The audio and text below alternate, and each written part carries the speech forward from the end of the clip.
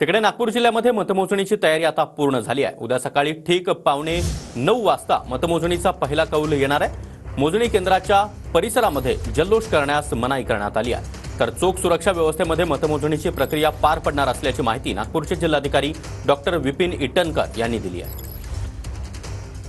नागपूरचे जिल्हाधिकारी doctor Vipin Itankar sir आपल्यासोबत आहे। सर, विधानसभा निवडणुकीची मतमोजणीची तयारी कशी सुरू आहे? नाही, सर्वप्रथम तर आपल्या माध्यमातून मी सर्व नागपूरकरांचं धन्यवाद करतो की ह्या वेळेस त्यांच्या सहकार्यामुळे स्वीपमुळे रेकॉर्ड ब्रेक मतदान झालेलं आहे आणि मागच्या 20-25 वर्षामध्ये सगळ्यात जास्ती मतदान आपलं नागपूरमध्ये झालेलं आहे।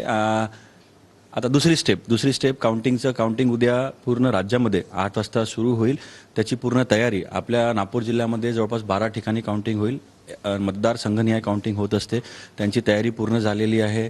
इन्फ्रास्ट्रक्चर पूर्ण झालेलं आहे, कम्प्युटर, टॅब्युलेटिंग टेबल सगळं, काउंटिंग एजंटची अपॉइंटमेंट सगळं झालेलं आहे आणि उद्या सकाळी शार्प 8ला सुरू होईल। आणि याच्यामध्ये जे कमिशनच्या गाईडलाईन्स आहे, काउंटिंग रूमचं अप्रुव्हल, मग त्यांचं फायर ऑडिट, त्याच्यानंतर मीडिया कक्ष, एजंटसाठी त्यांचं सगळं अरेंजमेंट झालेलं आहे।